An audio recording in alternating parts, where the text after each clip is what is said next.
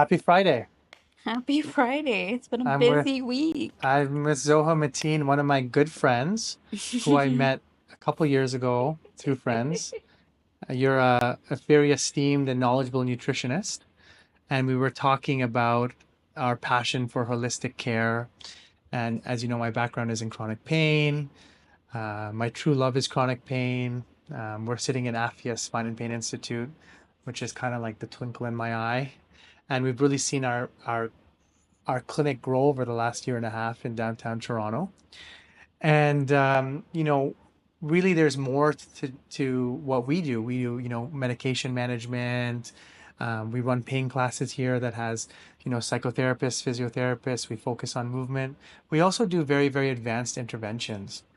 And a large component of holistic care and getting our patients back to doing what they really love is the nutrition aspect. And by any means, I'm not a nutrition expert. So my patients ask me sometimes, what should I eat? What should I not eat? And I say, to be honest, I'm not really sure. I mean, I do have a general knowledge, and I say, how, like they ask me what kind of diets they should be consuming and things like that. So I'm glad you've decided to come down to see me here and spend some time with us at Afia and discuss some of these things.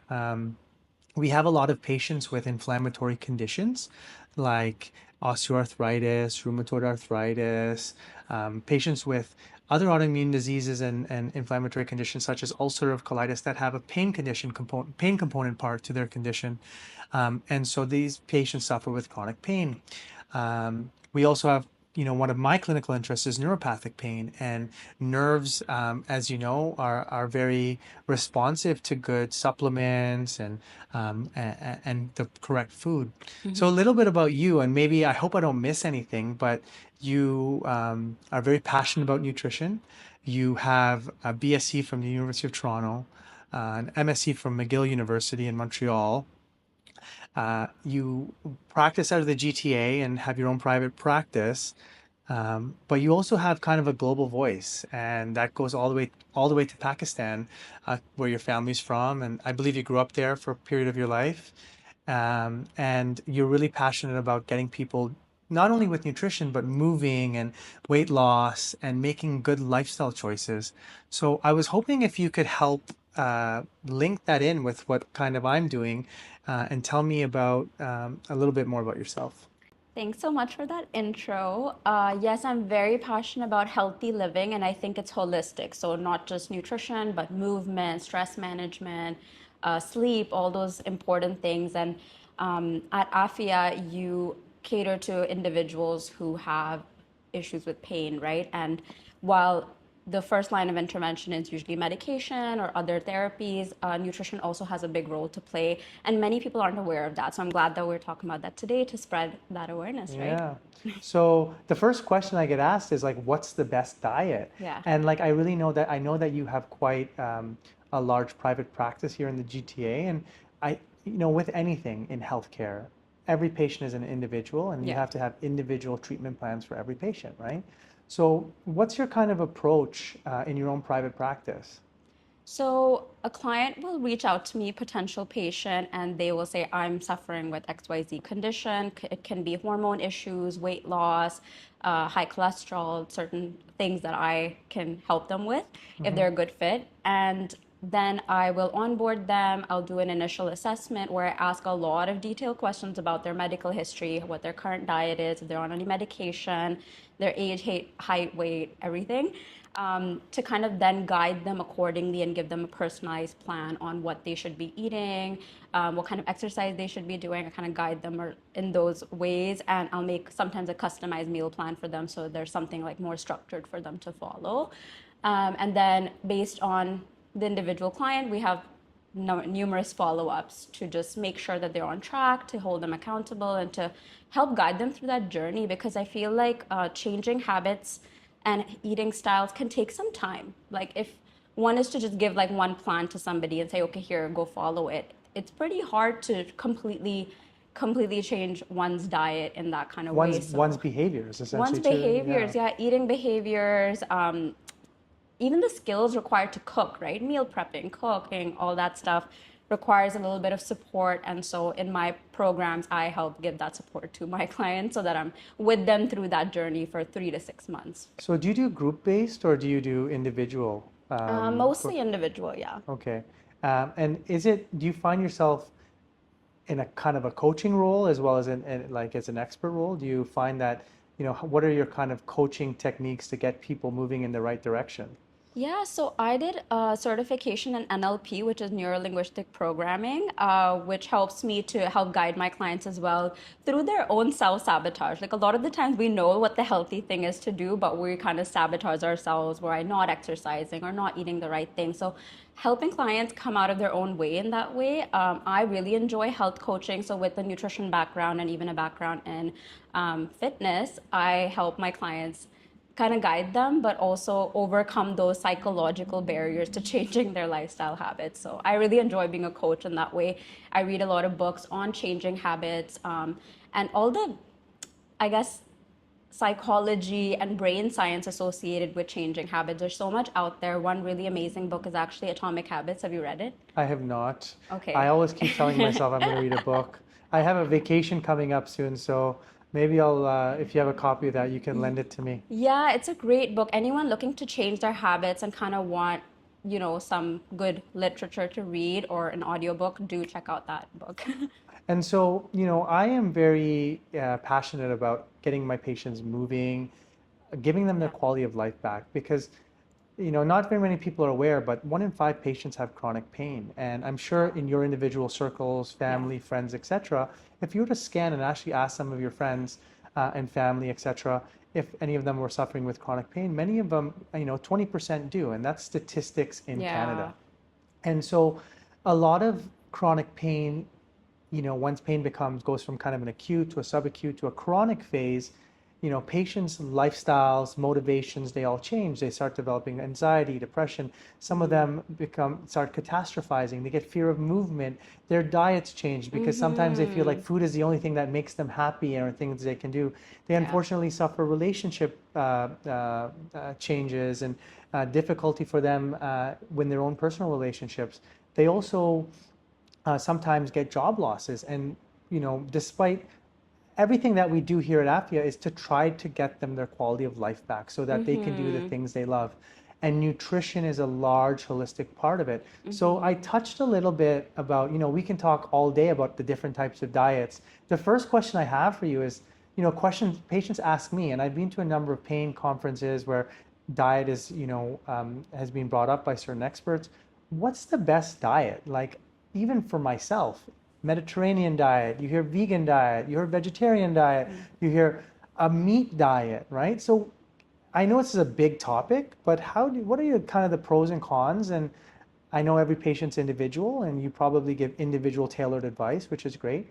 But if you could touch on that, I think that would really help some of our patients and the people who will hopefully watch this video. Sure.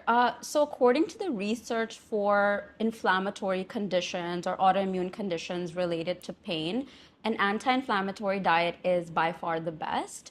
And an example of an anti-inflammatory diet is the Mediterranean style diet. It's not a fixed diet plan, but it's more like a generalized guideline around how to eat. And it includes a lot of plant-based foods, whole nutrient-dense foods that are high in fiber. So, for example, legumes are really encouraged in this diet. So chickpeas, beans, and lentils are really good and also high in fiber. Lots of fresh fruits and vegetables, and generally fresh fruits, foods, and staying away from processed foods that have a lot of chemicals. That comprises the Mediterranean diet. There's a few other things. What about olive oil? Everyone thinks the high Mediterranean fats. is olive oil, right? Yeah, healthy fats are a big part of that Mediterranean diet and anti-inflammatory diet. So healthy oils are extra virgin olive oil, avocados, fatty fish like salmon, mackerel, and sardines, chia seeds, flax seeds, and walnuts. These are the best healthy fats that you can have in your diet because they're high in omega-6 fatty acids, which is a powerful nutrient, especially for pain management. Okay. So definitely include those foods in your diet. And so this anti-inflammatory diet overall is superior to even a vegan diet or a vegetarian diet, though vegan and vegetarian are also good, and they also include plant-based foods, but including a little bit of you know, dairy or a little bit of seafood in the form of omega-3s, for example, can also have some benefits. One can also choose to follow a vegetarian diet for whatever reason to manage their pain. That's completely fine, but I would recommend that one carefully plans their diet, maybe with a dietitian on their side, to make sure that they're not going to suffer from any nutrient deficiencies that might exacerbate Right. their pain. So Yeah. you have to be a little bit careful with the vegan and vegetarian diets in that way. So again, research shows anti-inflammatory is the best. And what does that mean? What is anti-inflammatory? Basically, foods that have a lot of antioxidants are considered anti-inflammatory foods. So let's say the top few foods that I would recommend in this kind of diet would be fruits and vegetables, especially berries, are really good for antioxidants. So strawberries, blueberries, blackberries, those the berry family, and grapes and cherries. They're especially good for pain management. They reduce inflammation in the body. In terms of vegetables, dark green leafy vegetables are the best. Mm-hmm. So those include spinach, kale, and Swiss chard. Yeah. And then your cruciferous vegetables family. So that's broccoli, cauliflower, cabbage, and Brussels sprouts. Those contain a compound called sulforaphane, and Okay. that has actually been shown in studies to help with pain relief. So those would be the fruits and vegetables that are especially good in this type of anti-inflammatory diet. Along with this, whole grains are really good as well. So kind of avoiding those refined carbohydrates like white bread, white flour, white rice, and just sugary foods, which are refined carbohydrates and sugars, those actually cause a bit more inflammation in the body. Mm-hmm. Instead, going towards whole grains like oats, barley, quinoa, brown rice, those can be way more beneficial, again, because they contain fiber. Now, I've talked about fiber a few times, like legumes, whole grains, your fruits and vegetables. Right. Yeah. Nuts and seeds are high in fiber. Yeah. And why that's important is because the more fiber you have in your diet, it helps improve your gut health. And again, your gut health is directly linked to your inflammatory response, which all ties into pain. Yeah, those are great. That's well above what I know, and I am motivated now to eat healthier. What's the consensus on? And I've actually had patients ask me this, and there's a lot of information. There's a lot of fad diets. We have access to YouTube and all the social media.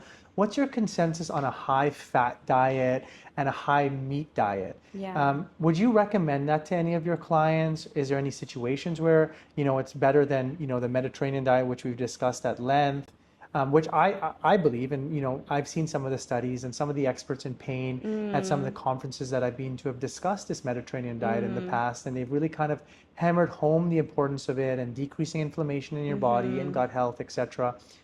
So what's your kind of consensus on that topic? So I think that the high fat diet can go against recommendations, especially for chronic pain relief. The reason I say that is because a high fat diet may include a lot of saturated fat, which is something that people with chronic pain should avoid or Yeah. limit as much as they can. So certain foods that are high in saturated fat that should be limited. One of them is beef. So it's not that you can never have it, but kind of try to limit it to maybe once a week, once in 2 weeks to have a serving of beef, because it does contain more saturated fat levels.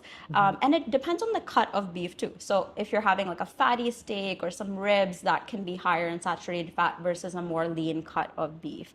And then generally other foods that have high saturated fat include high fat dairy products like butter and cream. So ice cream, croissants, like stuff you find in the bakery, cookies, muffins, those kind of things can also be high in that saturated fat intake. I feel like when people are in that state of chronic pain, they are pushed to do whatever they can. And in those moments, having this knowledge to know these are the foods that may not be the best for me, let me try to limit these. But there's all the variety of really healthy foods that you can eat.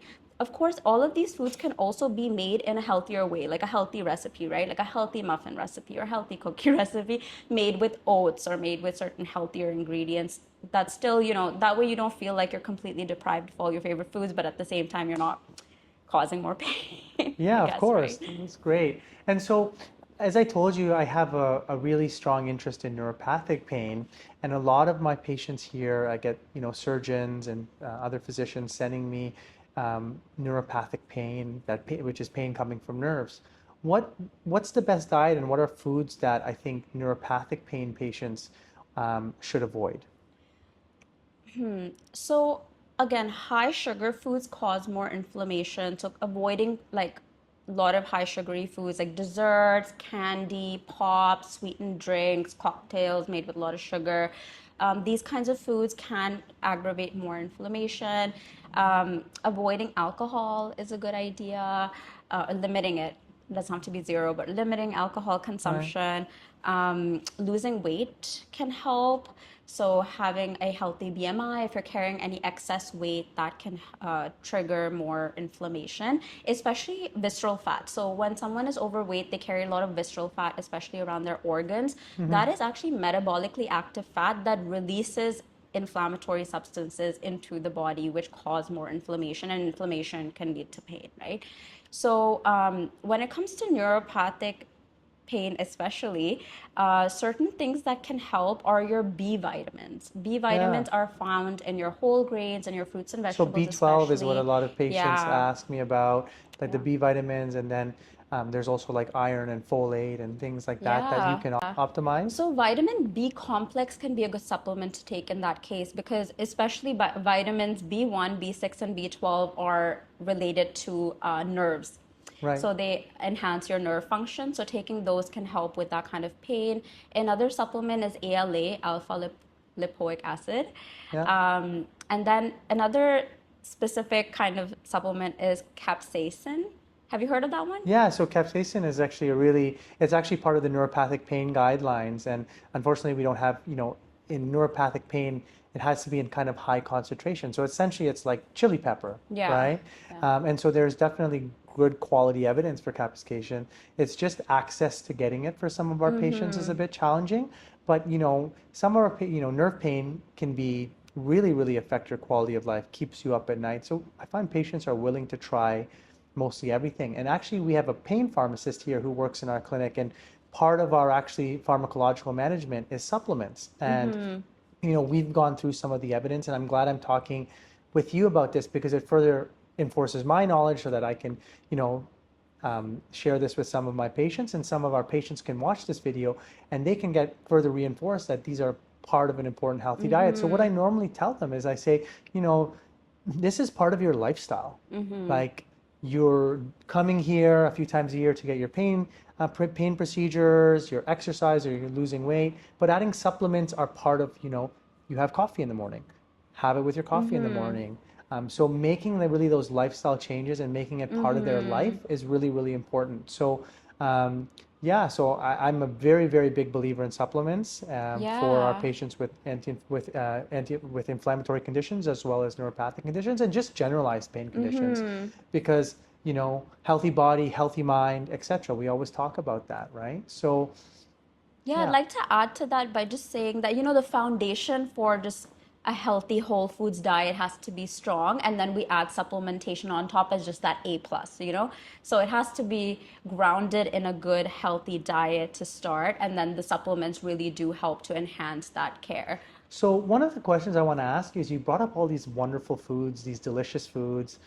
Sometimes getting access to these foods can be difficult for Yeah. some of our patients for different social economic statuses. And, some patients, their behavior, for example, is used to having a high fatty diet. So what are kind of your like coaching strategies to get people to start eating these kind of foods? Obviously things are gradual in most patients. Um, what's your motivation? Maybe I'll be more motivated to eat more healthier too after today.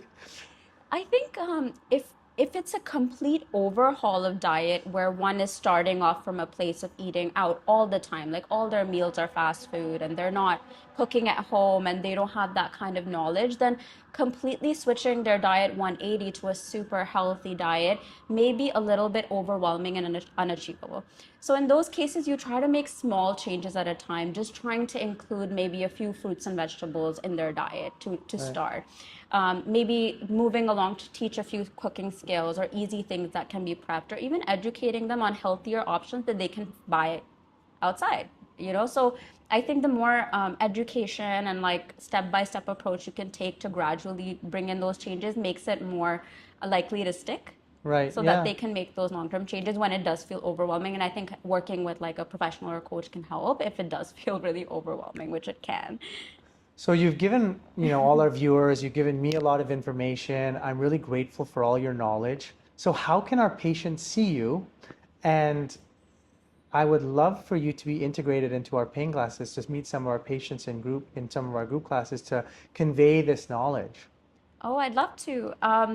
Well, you can find me on Instagram at zo.the.nutritionist. My website is www.zothenutritionist.com.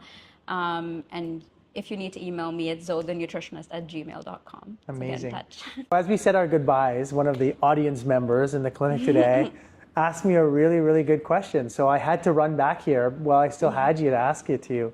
So, people have different financial situations. You talked about some really, really, really, really excellent food groups, but sometimes access to these food groups can be challenging. There's financial implications. All these healthy foods seem a little bit expensive to patients. So how do you coach someone who has certain financial constraints to eat a little bit healthy? What's your approach here? Because we want to make sure that healthy food is accessible to everyone, essentially, right? Yeah, I'd say, unfortunately, it is the case that many healthy foods, fresh foods, are more expensive than canned foods or fast food. But if you think of it as an investment into your long-term health, you can create more of a budget around that to make sure that you can still, make space for these foods.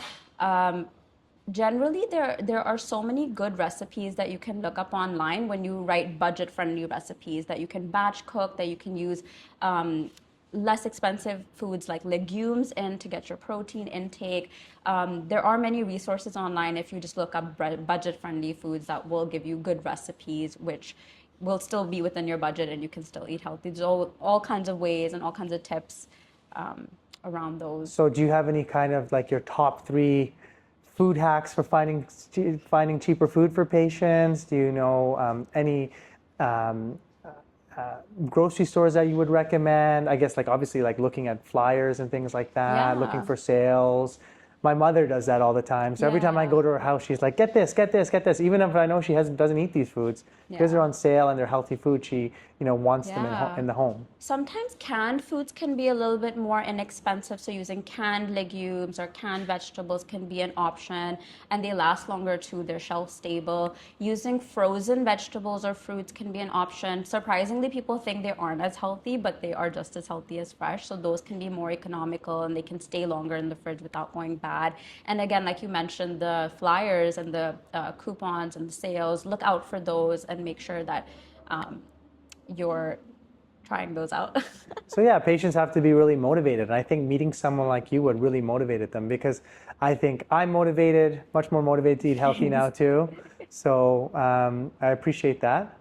And thanks again for your time. Thank you.